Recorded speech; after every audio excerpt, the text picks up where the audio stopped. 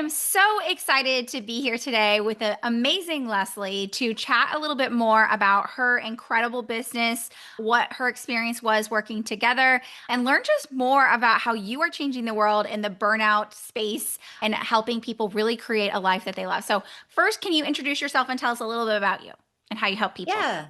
Yeah. Thank you. I'm so excited to be here with you Happy to today. have you here. So, thank you so much. Well, hello, everyone. My name is Leslie Gaudet. I am a self-care strategist, and I'm the creator of the Yes Reset method, which is a three-step system that I actually use to help high achieving women set up really to set up their life from a place where they don't feel like they need to have a vacation from, one where they Mm. don't want to feel like they want to escape from, but actually be able to live that quality of life with less guilt and more freedom.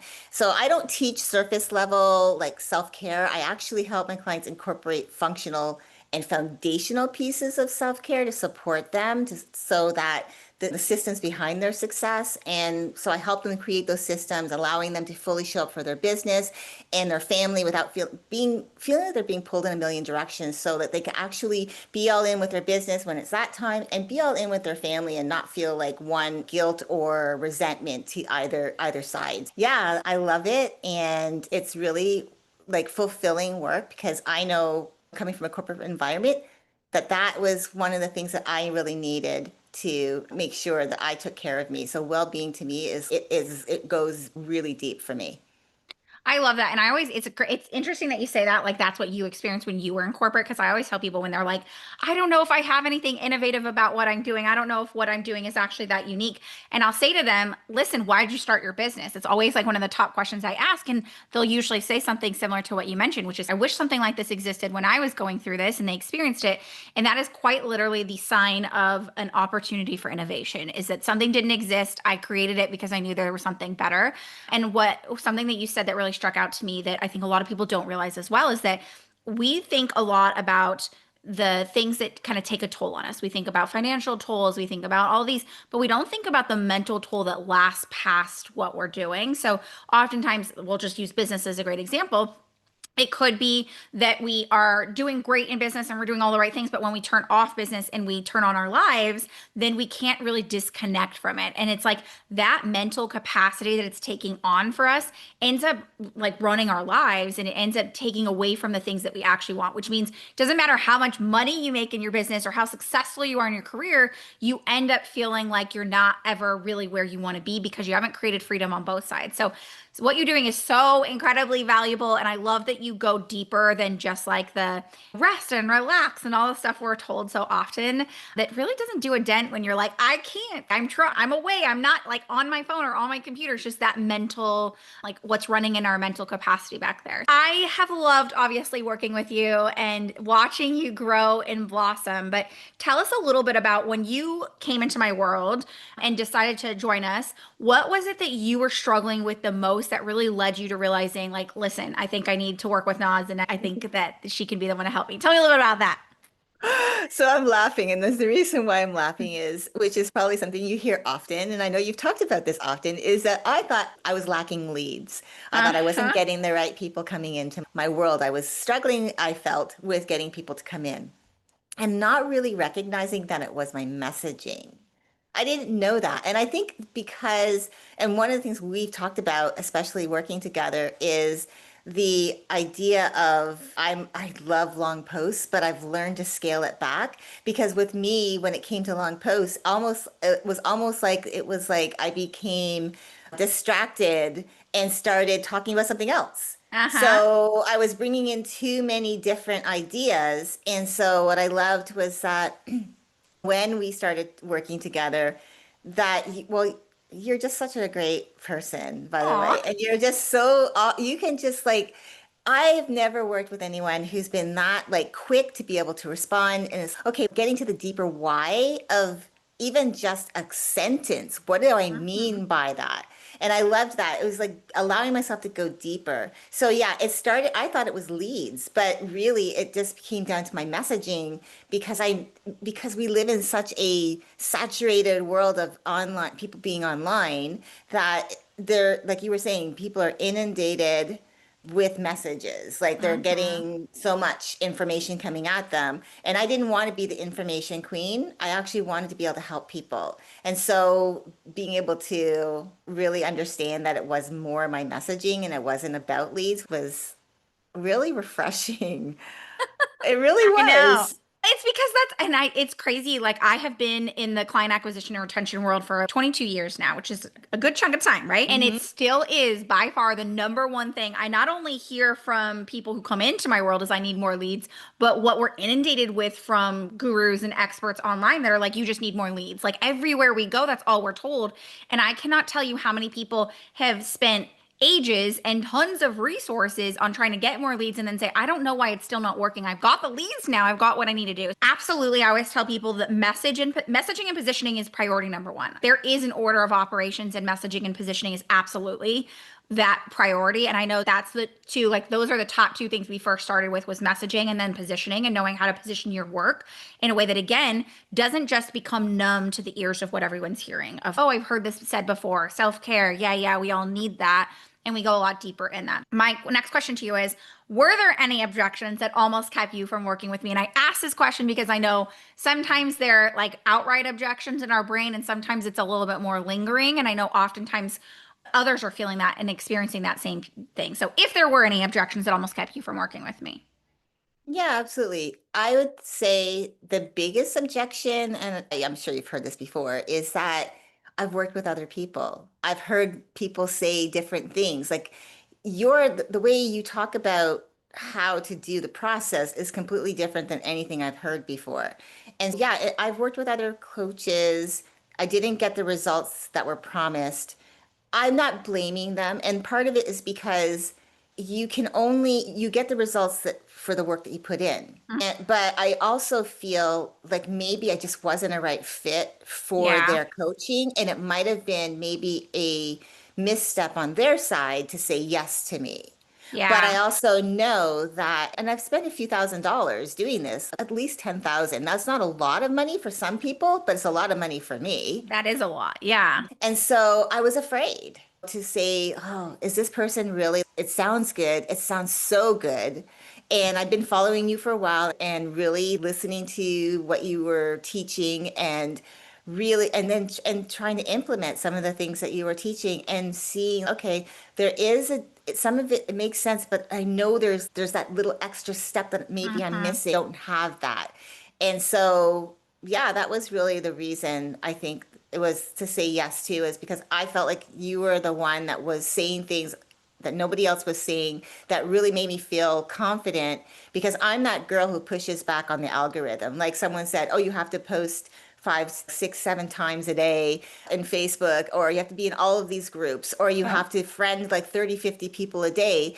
And for me, I don't want to just friend Yeah. random people. I want the right people in my feed. I want the right people on my friends list, not just because I want something from them, but I truly want to be able to have relationships that make sense. So Yeah. I just felt like you were saying the right things, and I just was at the right time. I just realized I can't keep going through this painful moments all the time of trying to figure out why am I hearing crickets to my Yeah. messaging. Yeah. And one of the things I tell people often is I love coaches. Like you'll hear me say, I love coaches. I think the biggest mistake that happens for a lot of business owners is that they end up working with a coach on a problem that isn't the problem. I often tell people the issue I see in that is that we're solving the wrong problem. So you might work with a coach who says, yeah, I'm going to get you great leads. And maybe they do get you great leads, but then it ends up being, I got great leads, but I don't have these other pieces of the puzzle. So one of the things I tell people is I always say, you need the strategy and a diagnosis of the problem for anything else to work because you could absolutely be diagnosing and solving the wrong problem this whole time, thinking, oh, this is what I self diagnosed myself. This is what I need. And it's like kind of like going to a doctor and saying, I think I have this. And they're like, no, that's not at all what you have. And oftentimes, when we do go into coaching capacities, that's what ends up happening. We're working on the problem that we've self diagnosed that isn't necessarily the right one versus what I tell people is when you come into my world world, I'm going to diagnose it for you. I'm going to tell you this is what's happening. Here's why it's happening. Here's what we're going to solve. So I think that does play a role in oftentimes when we have relationships that didn't pan out to what we wanted to. Sometimes it quite literally can be that we're just working on the wrong thing. My next question for you is, how did I help you solve your problem? What did you see and like how did things work out for you in that sense? Yeah, so first of all, I think the solving of the problem really was I always was telling them what I felt they needed, right? And what I felt re was really great was that you helped me to see that and I always felt like this is not about me. I always knew that. And I Yeah. always tried to serve from that place, but my messaging still was coming from that place of having the expert hat on. This is what you need. This is what I think that what you're saying, but it's really like what you helped me do was to actually go and find what are they really talking about. And that was like early on in the coaching because you shared something and it was just, I think it was like a random share, but because you shared it, I probed a little deeper and wanted to know, what is that? Tell me more. And it helped me to really create this process of looking, like going out and doing the research, Mhm. finding out what they're saying, how they're feeling, like what are they talking about? What are they being kept up at night? Not what I think they're being kept up at night. Like, yes, of course, they might be an earlier version of me in some respects, but what are they really saying today? And that really helped me. That was one of the biggest things I think was learning how to go and do research. That was huge because I don't think I really was doing that.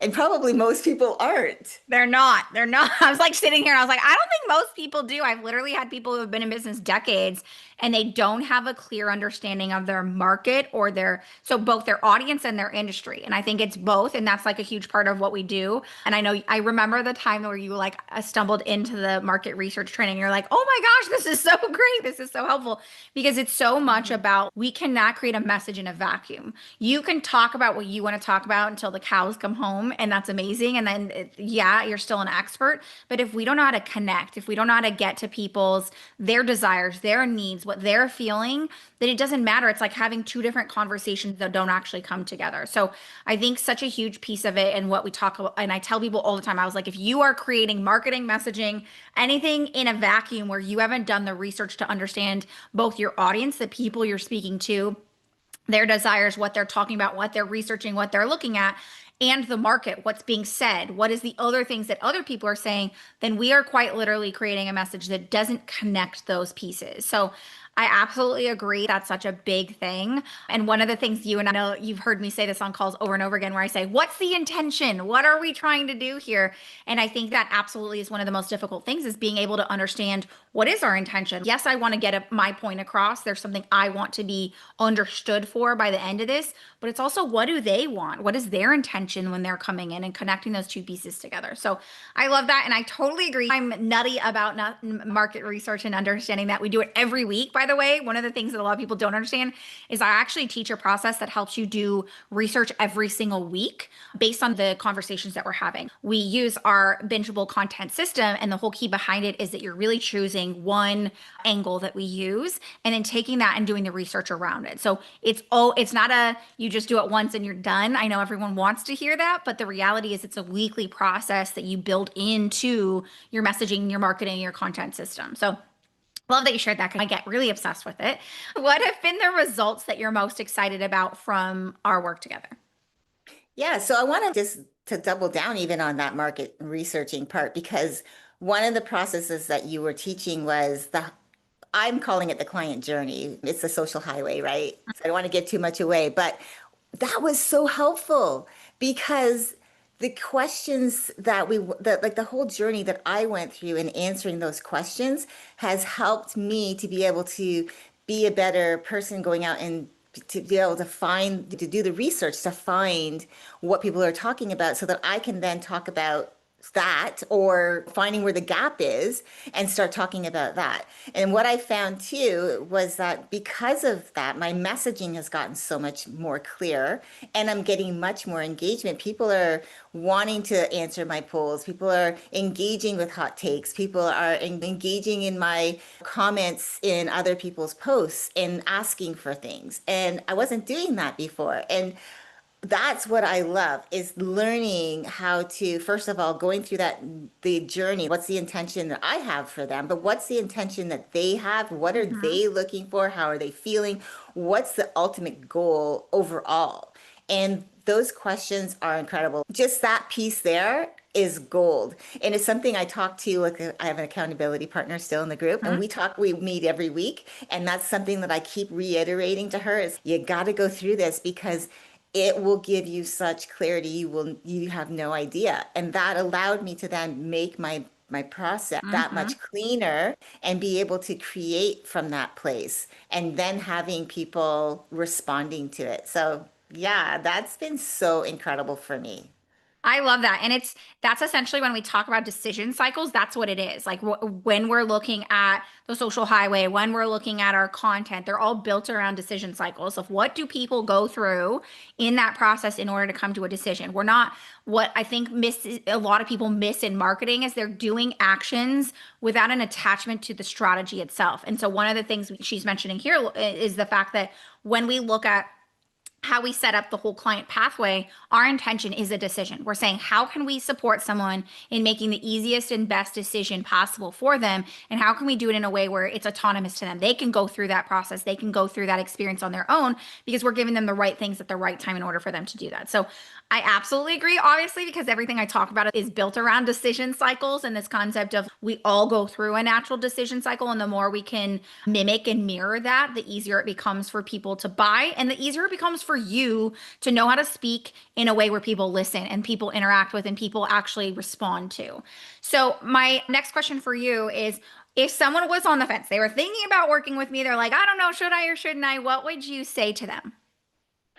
Yeah, so I guess it depends on what they're thinking, but honestly, I would say if there is something that you feel like is lacking, especially if you feel like leads are your problem and you're hearing crickets to your messaging, it's probably a messaging issue. Yeah, I never believed it before because I thought, oh, my messaging's great. But no, it really does make a difference paying attention to just and having that, I would say that content strategy, just the, like you said, the weekly research, the one topic for that particular week. Now I stretch mine out to two, but Mhm. still the process works. I'm going to say this has by far been the best program I've ever been in, ever. Like I can say hands down, ever.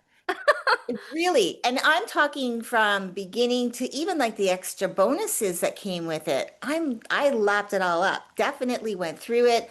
I'm going to go through some of the pieces again, but it's allowed me to create a process that's helped me to do so many things that I never thought possible before in just my messaging and being able to really become that super clear, dialed in to who I'm serving, how I'm doing it, what I want for my ideal client. So if someone's for me, it's a no-brainer, really, especially if you're looking to grow, even to scale. If you're finding that your messaging, you're just not sure, you're not seeing the results like you were before.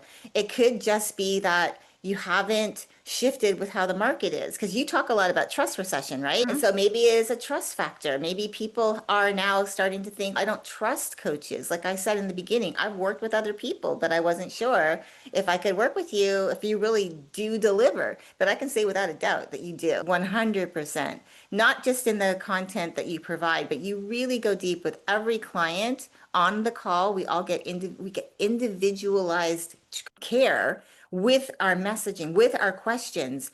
And so I would shout it to the moon and back. Definitely, if you're on the fence, get on a call with Naz. I'm telling you, she changed my life. Oh, Yeah, you changed my life. Like oh, just in ways I just can't even explain it. I'm almost at a loss of words, but oh. Yeah, you changed my life. This means so much to me, and I appreciate it so much because that's our goal, right? That's our goal is to be Mhm. able to change people's lives, change the way they think. When I tell people, I want you to think differently, I want you to be able to see yourself, your business, the people you work with differently in a way that truly allows you to encapsulate that. So it just, every time I hear that, it just makes my heart like feel so happy. And yeah, one of the things you mentioned that I think is so important to repeat is that she mentioned that when we're on calls, I go through every single person. Like I know a lot of times that's one of the biggest things I hear from people is I feel like I get lost in the program. I feel like I'm not going to get enough individualized support. And I always tell people we run these programs so differently. When I work with my clients, it's so different. Like you are not allowed to not get the support you need. The way we've built it out from the structure to the way that I get to know your business, etc. I have to know when it comes to messaging and positioning, I have to know your business like it's my own. And I truly do take that care and honor around that because I do think it's so important. So thank you for sharing all of this with me. I want you to end this by sharing how people can learn more about you because I know your work is incredible. I know it's life changing for the people that you support with. So tell us a little bit more about where we can learn more about you and the next steps of where people can go find out. Yeah, absolutely. Awesome. Yeah. I don't even know how to end this now because like I'm just like I really am so incredibly inspired by you and yeah, I am grateful. I really am. Yeah, and no, she's not paying me. But yeah, I am really happy that we met because one of the things that before I tell people where they can find me and what I do, I really feel like working with you has brought the joy back to what I do Oh, because I really didn't feel joyful. It felt more like a chore. So I yeah. feel joyful now. So I just wanted you to know that. I So thank appreciate you. that. No, thank Yeah. you. I appreciate that so much. Of course. So, anyways, people can find me on social media. I'm on Facebook, I'm on LinkedIn. And I also am on YouTube, or you can go to my website, herextraordinarylifebydesign.co. I offer yes reset strategy calls designed to help the high achieving woman uncover her patterns and where her energy is leaking the most so that she learns to say yes from alignment, not from obligation, Mm. fear or guilt.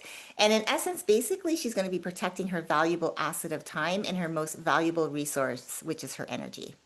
I love that. And yes, time is absolutely for high achieving women. We know time and energy is the number one resources that we have available to us. I urge you guys to go check out Leslie. We'll have the links down below as well. But thank you so much for being here with me today, Leslie, and sharing your experience and just being able to share with the world the incredible things that you've built and how I've been able to support you along the way. As always, for those of you who are listening, if you're like, oh my gosh, I love this story, this message, this was incredible, I invite you to book a call with me. You can head on over to easyesleads.com/call to book your call now. And thank you again, Leslie, for being here with me. I so appreciate it. Thank you, Naz. It's been a real pleasure. Thank you. Thank you. Ooh, I'm going to stop recording.